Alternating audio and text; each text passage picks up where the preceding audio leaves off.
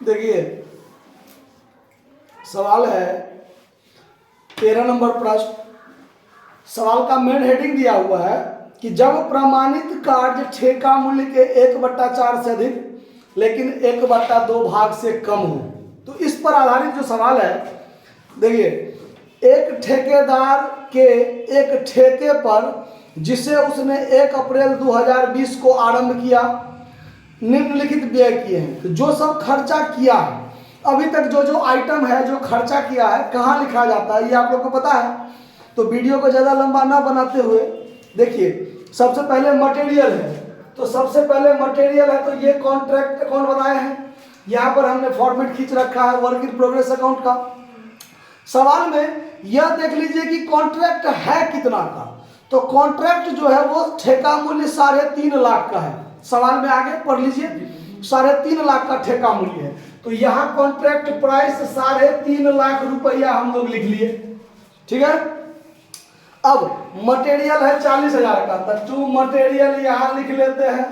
Material 40,000 का। जो YouTube से देख के पढ़ रहे हैं वो जो है सो पहले सवाल को बारीकी से पढ़ लीजिए, तब ज्यादा समझ में आएगा। देखिए पारिश्रमिक है 50,000 का, तो टू लेबर 50,000 का। कोई आउटस्टैंडिंग लेबर सब तो नहीं है, आगे नहीं है। अन्य व्यय अदर एक्सपेंस 15,000 है, तो टू अदर एक्सपेंस 15,000 डेबिट में हो गया। लागत पर प्लांट 50,000 का है, तो टू प्लांट ये खर्चा हुआ है डेबिट में। कितना का प्लांट है? 50,000 रुपया का। तो 50,000 रुपया का प्लांट, 50,000 का प्लांट। प्रमाणित कार्य 1,20,000, अप्रमाणित कार्य 60,000। क्लियर है। तो यहां पर क्रेडिट साइड में लिखेंगे by WIP account work certified 1,20,000 और वर्क अनसर्टिफाइड 60,000। तो कुल मिलाकर 1,80,000 का वर्क इन प्रोग्रेस अकाउंट हो गया। फिर आगे है सामग्री हाथ में बचा हुआ है 11,000 का 31 मार्च 2021 को, जिस दिन खाता क्लोज हो रहा है, ठीक है। तो material in hand 11,000 credit side में आ जाएगा। बाय मटेरियल इन हैंड 11,000 का। उसके बाद है प्लांट अंत में 43,000 का बचा हुआ है। क्लियर कर दिया, कोई हरास लगाने की हमको अलग से कोई जरूरत नहीं है। तो यहां पर बाय प्लांट एट साइट अंत में हमारे पास बचा हुआ है 43,000 का। कितना का? 43,000 का, 43,000। ठेकेदाता से नगद प्राप्त हुआ है 1 लाख। तो हमने आपको बताया था कि ठेकेदाता से अगर नगद प्राप्त हुआ है उसको कॉन्ट्रैक्ट या WIP में कहीं नहीं दिखाना है। उसका प्रयोग एक जगह खाली लाभ का निर्धारण करते समय जो हम लोग सूत्र का प्रयोग करेंगे, जो आगे हम आपको बताएंगे तब ज्यादा समझ में आएगा। खाली ये ध्यान रखना है ठेकेदाता से जो नगद प्राप्त हुआ उसको हम लोग कॉन्ट्रैक्ट अकाउंट में नहीं दिखाएंगे। अगर ठेका जो है वो इनकम्प्लीट है तो, अगर कंप्लीट है तो दिखाएंगे, अगर इनकम्प्लीट है तो नहीं दिखाएंगे, ठीक है। अब देखिए आगे क्या है। ठेकेदाता से नगद प्राप्ति हो गया। सामग्री स्टोर को लौटाई गई 2,000, तो क्रेडिट में। By material return to store, store को वापस किया। कितना का? 2,000 का। उसके बाद है ठेका मूल्य 3.5 लाख का। उस सबका इसमें कोई चर्चा ही नहीं, हो गया, बात खत्म। अब हम लोग देखिए क्या करेंगे, यहां पर हम लोग टोटल करेंगे। अब कॉन्ट्रैक्ट प्राइस देखिए 3,50,000, इसका 1/4 भाग 75,000। 75,000 होगा, कितना होगा?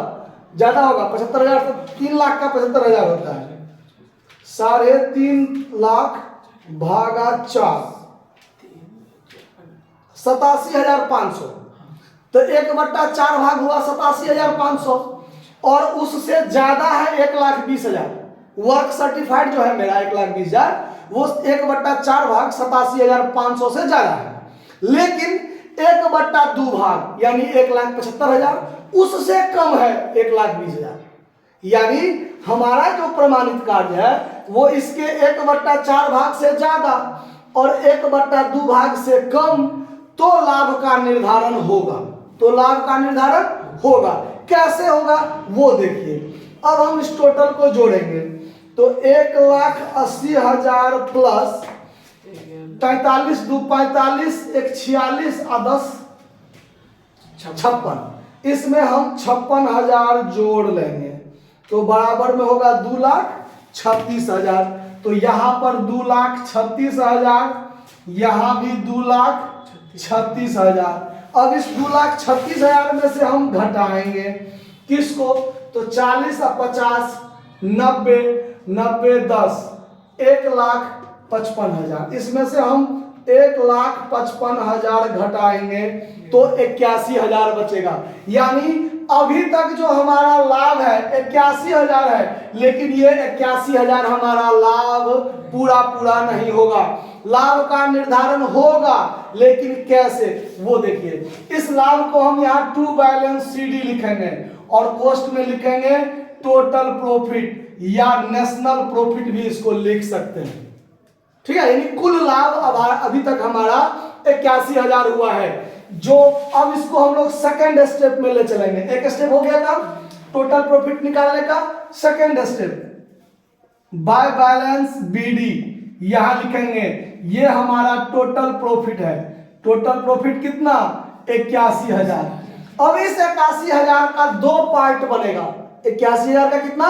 दो पार्ट। देखिए, एक बनेगा 2PL account profit, 2PL account profit, और दूसरा बनेगा 2WIP account profit reserve, profit reserve. इसका दो पार्ट, ये 81,000 जो है इसका दो पार्ट बनेगा। यानी अब 1/4 से ज्यादा और 1/2 से कम, तो लाभ का निर्धारण होगा। कैसे वो देखिए। यहां पर वर्किंग नोट करते हैं। वर्किंग नोट प्रॉफिट बराबर टोटल प्रॉफिट गुने 1/3 भाग गुने कैश रिसीव्ड बटा वर्क सर्टिफाइड। यहां पर होगा कैश रिसीव्ड का प्रयोग। समझ में आया बात? कि ये जो ठेकेदाता से हमने अभी तक रुपया प्राप्त किया है उसका प्रयोग यहां पर होगा लाभ का निर्धारण करते समय। जो हमारा इस साल का जो प्रॉफिट होगा वो टोटल प्रॉफिट गुने 1/3 भाग। क्यों? तो हमारा जो ये प्रमाणित कार्य है 1/4 से ज्यादा और 1/2 से कम। अगर यही 1/2 से ज्यादा होता, क्या होता? 1/2 से ज्यादा, तो यहां सब कुछ सेम रहता, यहां 1/3 के बदले 2/3 हो जाता। क्या? गुने कैश रिसीव्ड बटा वर्क सर्टिफाइड। तो अब इसका निर्धारण कैसे होगा देखिए। टोटल प्रॉफिट 81,000 गुने 1/3 गुने अब कैश रिसीव्ड बटा वर्क सर्टिफाइड। तो कैश रिसीव्ड कितना है? 1 लाख। कैश रिसीव्ड कितना? 1 लाख। अब बटा प्रमाणित कार्य कितना? 1,20,000। अब इसको काटिए तो 4 0 से 4 0 कट गया। अब जो कटेगा 3 से इसको काटेंगे तो ये 27,000 होगा। अब 27,000 यानी 2,70,000 भागा में ये 12 है। अब ये 12 से इसमें भाग दे दीजिए डायरेक्ट, तो 2,70,000 भागा 12 कर दीजिए बराबर 22,500। यानी लाभ का जो निर्धारण होगा वो मात्र 22,500। हमारा इस वर्ष का लाभ जो होगा वो 22,500।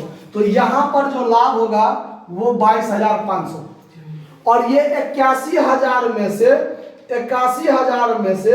22,500 घटाकर जो बचेगा 58,500, ये हमारा WIP यानी प्रॉफिट रिजर्व के रूप में रह जाएगा।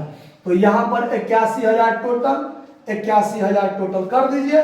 कॉन्ट्रैक्ट अकाउंट बन गया। अब बनाएंगे WIP अकाउंट। तो WIP तो एकदम इजी है। कॉन्ट्रैक्ट अकाउंट के क्रेडिट में WIP इतना और कॉन्ट्रैक्ट अकाउंट के डेबिट में WIP इतना, बस दोनों को दोनों साइड कर दीजिए। तो यहां पर टू कॉन्ट्रैक्ट अकाउंट 1,80,000 है ना। अब फिर यहां पर बाय कॉन्ट्रैक्ट अकाउंट 58,500, यही है ना। बस दोनों को जोड़ घटाव कर दीजिए। 1,80,000 1,80,000 इतना घटा दीजिए तो 1,21,500 इतना ही होगा। देख लीजिए तो बाय बैलेंस सीडी, ये जो है वो ट्रांसफर हो जाएगा बैलेंस शीट के एसेट्स भाग में। अगर कहता है बैलेंस शीट में दिखाइए तो बैलेंस शीट का फॉर्मेट खींचिए, एसेट्स भाग में WIP 1,21,500 दिखा दीजिए, सवाल बंद। मैंने बैलेंस शीट बनाना नहीं है, सिर्फ दिखाना है, तो दिखा दीजिए, लिख दीजिए, बस हो गया, बात खत्म।